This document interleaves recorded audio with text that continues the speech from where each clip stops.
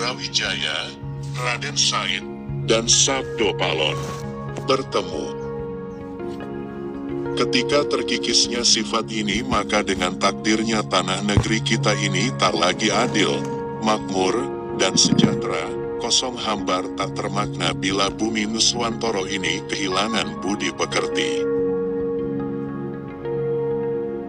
Ketahuilah bahwa semua ini memanglah sudah tergambarkan.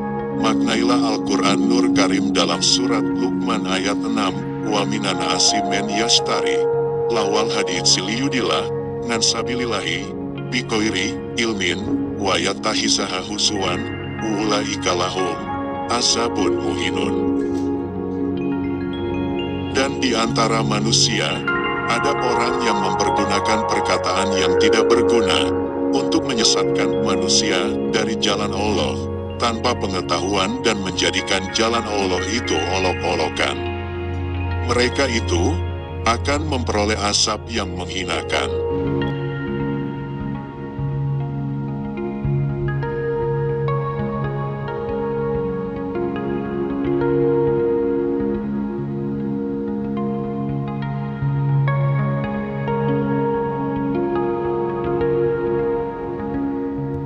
Inilah ulah manusia yang mengarang sebuah cerita agar timbul perpecahan, golongan-golongan aliran, dan yang lebih mengerikan lagi hilangnya jati diri bangsa dan negara kita yang dengan susah payah dibangun oleh para leluhur bumi Nuswantoro. Ketahui bahwa semua ini sudah tergambarkan akan bangkitnya suatu kaum yang berbudi pekerti luhur dan saling mencintai terhadap sesamanya, yang akan membawa kemahajayaan, tanah negerinya menjulang tinggi ke angkasa, mahligai mercusuar umat manusia. Diyakini ataupun tidak, sesungguhnya ini pasti terjadi karena semua itu sudah tertakdirkan untuk bumi Nuswantoro oleh Allah Tuhan semesta alam, dengan bukti kekayaan alam dan hasil bumi yang melimpah ruah. Inilah cerita, agar kita mengartikan dan memaknai dalam dongeng, Luhur Bowo Leksono Mojopahit kedua, ambillah makna dan arti dari cerita ini, agar semua terang dalam penantian menuju dunia baru. Dikisahkan, siang itu, di sekitar mata air puncak Gunung Lawu, ada sesosok manusia parubaya, sedang membasuh mukanya di mata air tersebut. Ialah Prabu Kertabumi, atau Prabu Brawijaya V, yang ditemani oleh abdi setianya, bernama Sabdo Palon dan Nayo Genggong. Inilah legenda awal janji yang menjadi harap akan datang kembali. Tiba-tiba, entah dari mana awalnya, tiba langkah. Prabu Brawijaya berkata, "Said, untuk apa engkau menghampiriku? Apakah ada maaf untuk seorang anak merebut tahta ayahnya untuk tanah Jawa ini demi suatu kepercayaan?" Raden Said adalah Kanjeng Sunan Kalijogo. Said menjawab dan bersujud, "Ampun Gusti Prabu, hamba diutus putra Paduka untuk mencari dan mengucapkan sembah sujud kepada Paduka dimanapun bertemu." Beliau memohon ampun atas kehilafannya, sampai lancang merebut tahta Paduka, terlena oleh nafsu yang tidak tahu tata krama, ingin menduduki tahta pemerintah Majapahit, agar disembah rakyat dan abdi kerajaan. Sekarang putra Prabu sangat merasa bersalah sekali. Adapun sang Prabulah, raja yang arif bijaksana, yang memberikannya derajat seorang adipati di Demak. Kini putra Prabu sadar bahwa Paduka meninggalkan istana tidak tahu di mana akan tinggalnya, mengingat betapa besar jasa yang Prabu berikan pada Raden Patah. Karena itu putra Prabu merasa pasti akan mendapat karma dari Tuhan. Sebab itulah hamba yang lemah, tak berdaya ini diutus untuk mencari di mana Prabu berada. Prabu pulanglah ke Majapahit, pintanya dan tetap menjadi raja seperti sedia kala, memangku tahta istana dengan arif dan bijaksana, menjadi panutan dan pedoman yang dijunjung tinggi para anak cucu, dan para sanak keluarga dihormati dan dimintai restu keselamatan atas tanah Jawa ini. Jika Prabu berkenan pulang ke Majapahit, putra Prabu akan menyerahkan tahta kepada Prabu. Putra Prabu akan mengabdikan hidup dan mati untuk Prabu. Itu pun jika Prabu berkenan pulang. Putra Paduka hanya memohon ampunan, sudilah Paduka memberikan ampun atas kehilafan hamba ini. Adapun apabila Prabu tidak berkenan memegang tahta kembali, Prabu ingin tinggal di mana, di gunung mana Prabu ingin tinggal untuk menyepi, putra Prabu memberi kebutuhan sandang, pangan, dan papan untuk Prabu, tetapi mohon agar pusaka keraton di tanah Jawa diminta dengan tulus agar sesuai dengan tata cara yang ada. Prabu Brawijaya berkata, "Said, aku telah mendengar seluruh ucapanmu, ketahuilah. Aku tidak tertarik untuk kembali memangku tahta negeri Majapahit. Lihat pada tubuhku, Said, aku tak berdaya. Bahkan aku tak sanggup untuk mengembalikan pemerintahan Majapahit dalam kemakmuran dan kesejahteraan cita leluhurku.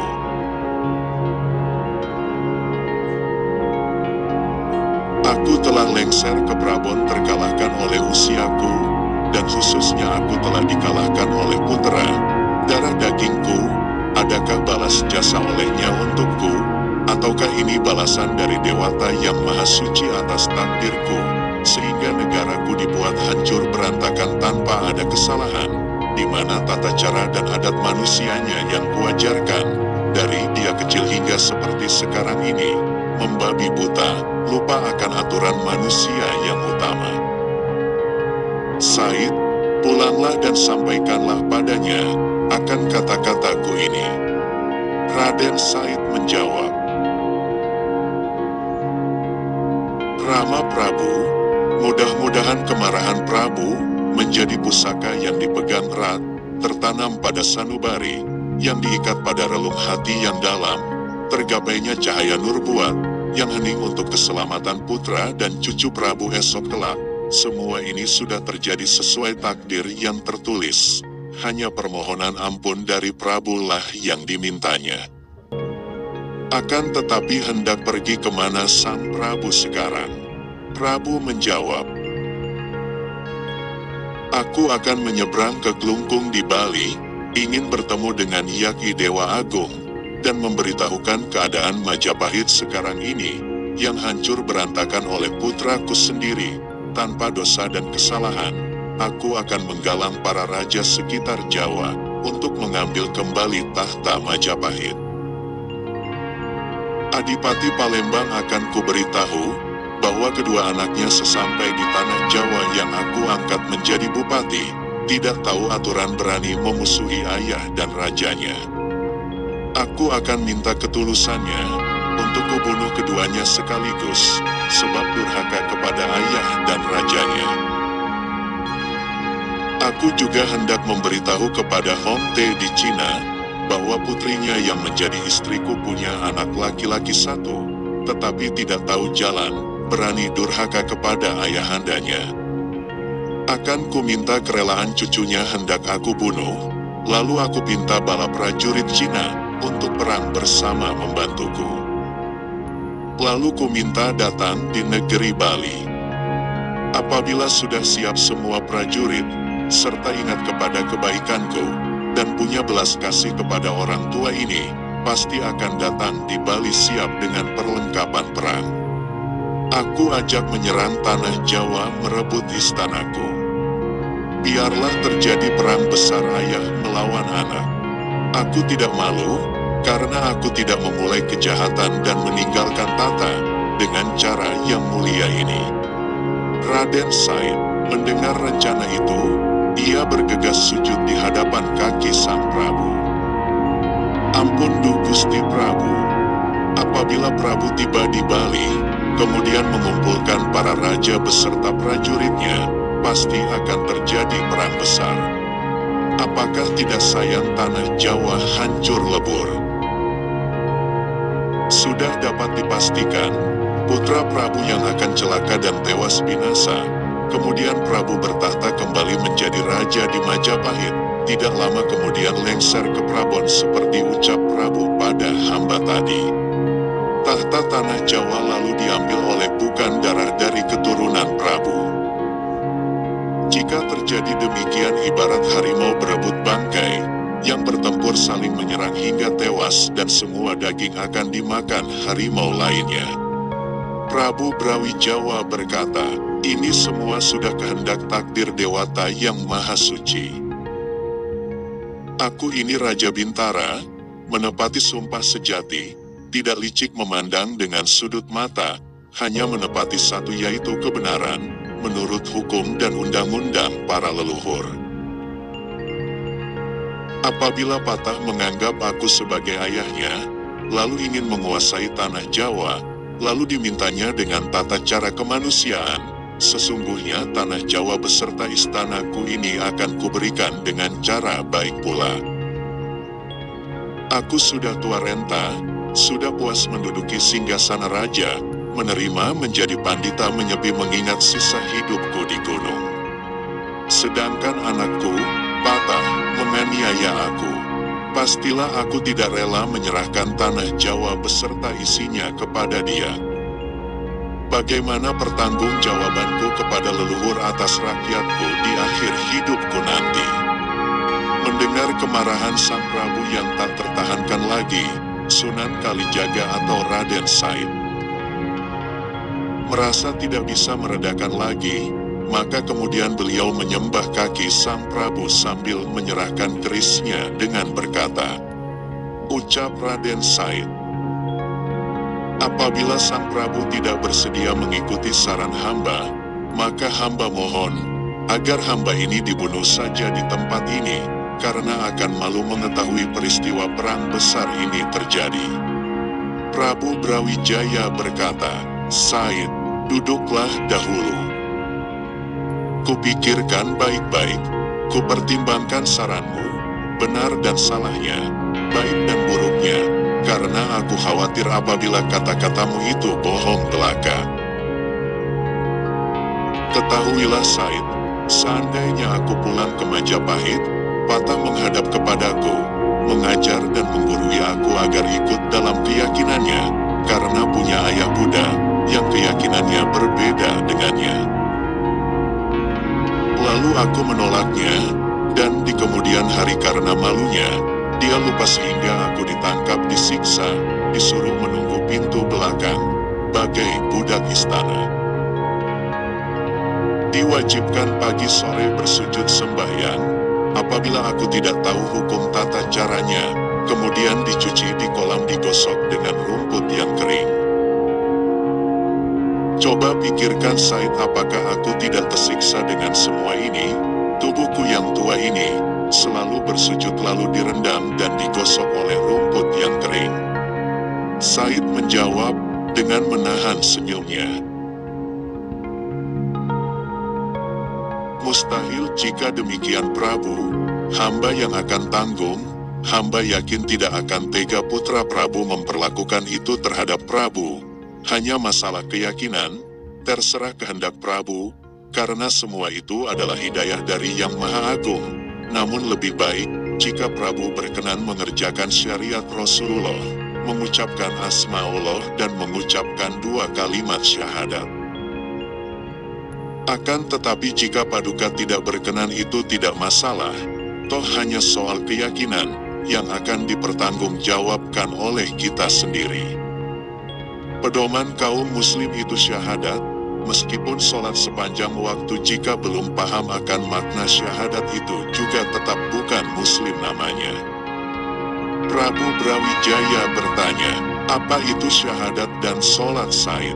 Apakah cara melakukannya sulit? Said menjawab cepat, Ashadu alla ilaha illallah, wa ashadu anna Muhammadar Rasulullah. Aku bersaksi bahwa tiada Tuhan selain Allah, dan aku bersaksi bahwa Muhammad utusan Allah. Manusia yang mengucapkan 2 kalimat syahadat, tetapi tidak mengetahui arti dan maknanya, berarti belum dikatakan muslim. Mengerti arti, berarti juga mengerti isi. memahami makna tercermin dari wujud laku kita. Manusia bersaksi, tetapi tidak tahu apa yang dipersaksikannya, berarti dusta. Jika mengetahui saksi, berarti memahami kejadian asal-muasal kejadian. Muhammad bukan wujud raganiyah, tetapi arti makna kebenaran yang dibawanya, itu namanya kolbu hak nur hidup, bersaksi atas kebenaran yang dibawanya. Prabu Brawijaya bertanya, apa kolbu hak nur hidup itu, Said? Said menjawab,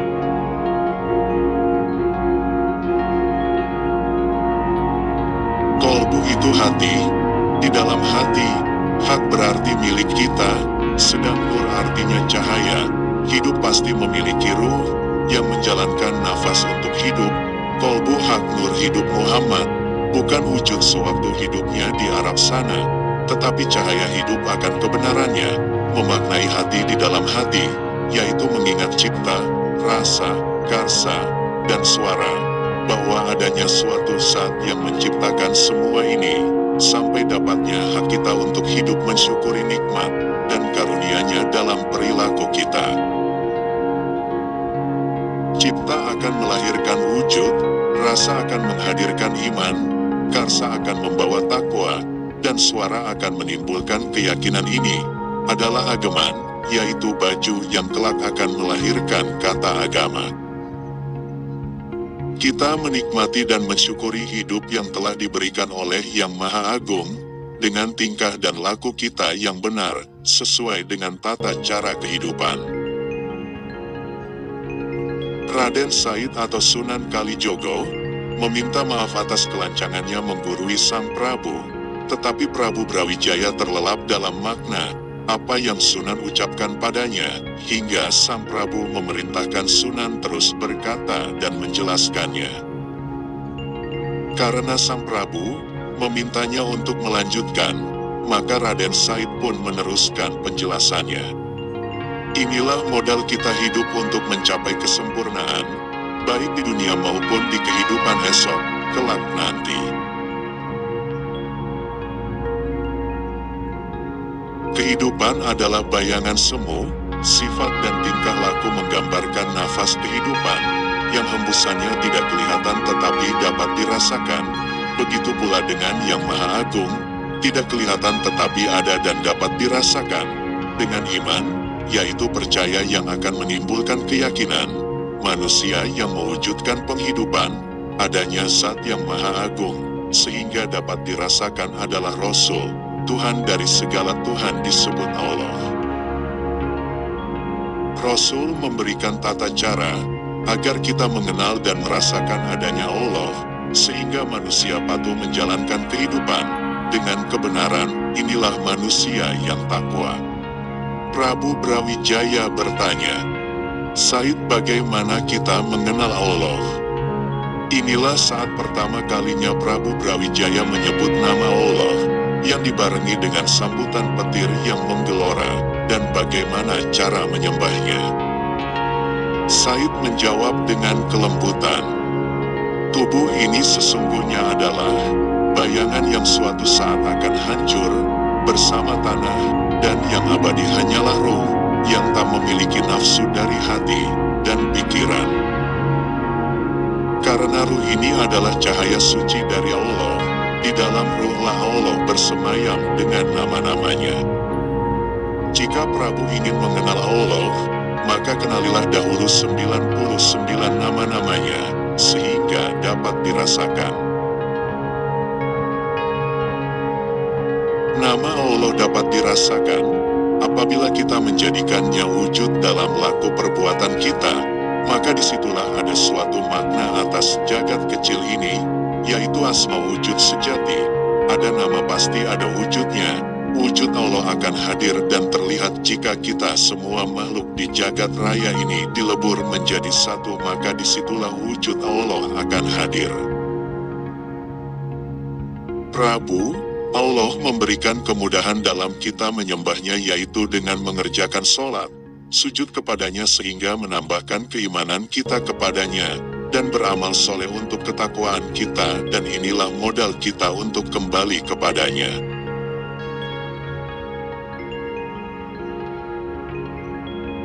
Prabu Brawijaya bertanya, "Said, aku sudah mendengar penjelasanmu tentang kepercayaanmu.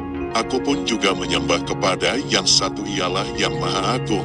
Sikap dan tata caraku hidup sesuai dengan tuntunan para dewa-dewa sehingga aku takut untuk berbuat nista, bahkan tata krama dan kasih sayang aku junjung tinggi di saat aku menjadi raja.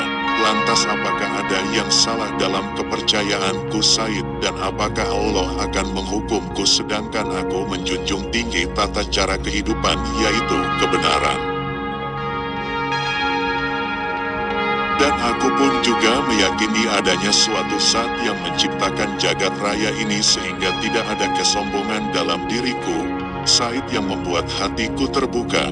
Aku menyembah dan meyakini yang Maha Agung, tetapi aku tidak mengenal nama-namanya. Bila aku tak mengenal nama-namanya, apakah aku akan mengetahui wujudnya? Walaupun aku mengenal wujudnya, apakah Allah akan mengenali aku, yang padahal aku pasti kembali pada sisinya? Jika begitu, apakah aku akan mengetahui jalan untukku kembali, Said? Tanda tanya. Said, untuk suatu kebenaran ini, sekarang aku akan bersaksi akan makna syahadatmu, dan kepercayaanmu adalah kepercayaanku. Apakah yang harus aku lakukan untuk masuk dalam kepercayaanmu, Said? Prabu Brawijaya adalah raja yang sakti mandraguna dan tahu sebelum waktunya. Namun berkat kesabaran dan kelembutan, serta ketulusan hati dari Kanjeng Sunan Kalijogo, pada akhirnya, Sang Prabu Brawijaya pun ingin masuk ajaran Islam. Masuk ke dalam Islam, pada hakikatnya adalah hidayah dari Allah, karena yang kita ketahui pengetahuan Sang Prabu, untuk kepercayaannya sudah setingkat pandita, yang jika dia berkehendak maka raganya akan muksa. Inilah bukti sesungguhnya dia telah mengenal Zat yang menghidupkannya. Setelah itu Sunan Kalijogo membimbingnya untuk mengucapkan syahadat, lalu memotong rambutnya. Tetapi di sini ada keanehan di mana rambut Sang Prabu tidak dapat dipotong. Karena Sunan Kalijaga tidak berhasil memotong rambut Sang Prabu, lalu Sunan Kalijaga pun berkata, "Kanjeng Prabu, mohon saya minta keikhlasannya lahir dan batin untuk masuk menjadi muslim, karena apabila hanya lahirnya saja, rambut Prabu ini tidak mempan dipotong." Akhirnya dengan keikhlasan yang mantap rambut Prabu Brawijaya dapat dipotong. Saat itulah hembusan angin tiba-tiba menghempaskan potongan rambut Sang Prabu, sehingga rambut tersebut tidak jatuh ke tanah dan tiba-tiba lenyap. Sabdo Palon dan Nayo Genggong datang untuk menghampirinya. Prabu Brawijaya berkata, "Kamu berdua, ku beritahu, pada hari ini aku meninggalkan kepercayaanku yang terdahulu dan menjadi muslim. Aku sudah menyebut nama Allah yang sejati. Kalau kalian mau ikutlah bersamaku, kalian berdua kuajak masuk menjadi muslim, dan meninggalkan Buddha untuk mengenal nama yang benar." Sabdo Palon menjawab, "Hamba ini Ratu Dang Hyang, yang menjaga tanah Jawa. Siapa yang bertahta menjadi asuhan hamba?" Mulai dari leluhur Prabu dahulu, Sang Wikumanu Manasa, Sakutrem dan Bambang Sakri, turun-temurun sampai sekarang. Hamba mengasuh raja-raja Jawa. Hamba jika ingin beristirahat hingga 500 tahun lamanya. Selama hamba beristirahat selalu ada peperangan saudara, memusuhi saudaranya sendiri, yang serakah membunuh manusia bangsanya sendiri. Sampai sekarang umur hamba sudah 2000 lebih 3 tahun dalam mengasuh raja-raja Jawa, tidak ada yang berubah kepercayaannya. Sejak pertama menempati agama Buddha, baru Prabu yang berani meninggalkan pedoman luhur tanah Jawa. Iman artinya percaya, Patuh berarti takwa. Kalau mencari untuk namanya berarti nafsu, akan membuat celaka musnah paduka kelak. Kata Sabdo Palon yang diiringi dengan petir yang menggelegar saling bersahutan. Prabu Brawijaya berkata, "Aku sudah niat dan sebagai raja yang bicara, pantang untuk aku menarik perkataanku kembali. Pintaku, apakah kalian bersedia menyebut syahadat dan Allah sejati untuk masuk menjadi muslim?" Sabdo Palon menjadi sedih dan kecewa. Sabdo Palon menjawab, "Prabu, masuklah sendiri. Sejak awal dibangunnya kehidupan ini, hamba sudah meyakini adanya Zat yang menciptakan jagat raya ini. Hamba pun juga ikut andil dalam menciptakan isinya. Apakah ada yang salah dalam kepercayaan hamba?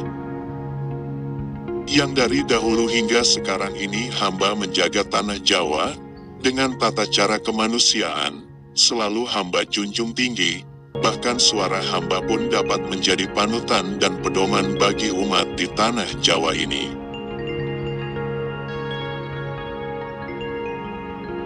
Hamba yang menggelar tatanan Raja Jawa sehingga Raja dipatuhi ucapannya, dihargai mahligai perwujudan Hyang Maha Agung di dunia, dan dimintai restu keberkahan dan keselamatan untuk tanah Jawa ini.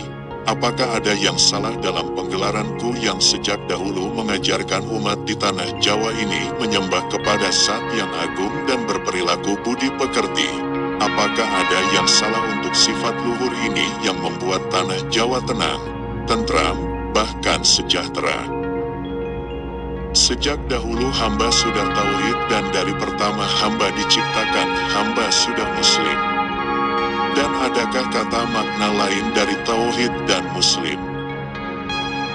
Prabu, ingatlah, tanah Jawa sudah tauhid di mana menyembah kepada Yang Maha Agung dan patuh kepada tata cara kehidupan sehingga tidak ada perpecahan dan mencelakai terhadap sesamanya. Dan apakah aku akan mengikuti bangsa Arab yang tidak tahu tata cara kehidupan manusia dan menyembah bukan kepada Yang Maha Agung, yang selalu mendustai utusan yang diutus kepadanya, sedangkan ia selalu memohon agar diturunkan utusan kepadanya, setelah turun maka didustainya pula? Apakah aku akan mengikutinya sedangkan aku lebih murni dahulu mengenal nama-namanya, bahkan keyakinan dan kepercayaanku karena melihat bukti akan perwujudannya? Bukan kata nenek moyangku, karena aku yang pertama menggelar jagat raya ini, tetapi aku bukanlah Yang Maha Agung. Apakah Prabu lupa Adam adalah saudaraku? Dari Adam lahirlah Rasul dan darikulah lahirlah Raja Tanah Jawa. Dan adakah perbedaan untuk keduanya akan pemutusannya? Coba Prabu pikirkan kata-kataku tadi. Prabu Brawijaya berkata, "Aku hanya ingin kembali kepada asal, raga akan hancur bersama tanah, karena ini semua adalah fana, dan jiwa akan kembali ke pemilik jiwa." Sabdo Palon menjawab,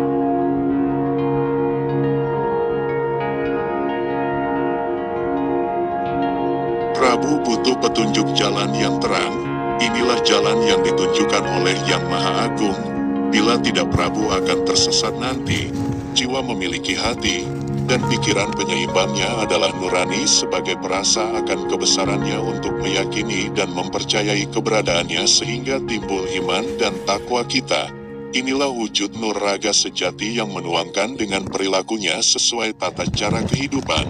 Inilah sarana persujudan kita untuk menyentuh titik di dalam titik kepada Zat pencipta alam semesta ini, yang akhirnya akan menemukan kepasrahan jati diri kita dalam kematian.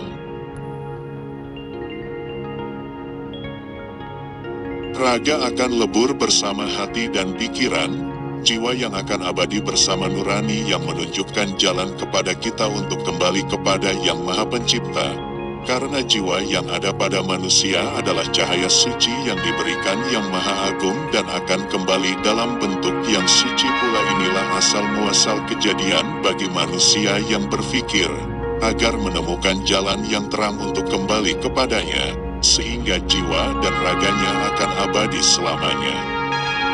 Prabu Brawijaya menjawab, keyakinanku mengikuti kebenaran. Sabdo Palon menjawab, inilah petunjuk dari Yang Maha Tahu. Keyakinan tidak berdasarkan pengetahuan itu namanya ikut-ikutan. Kebenaran tanpa menyaksikan asal muasal kejadian itu namanya dusta.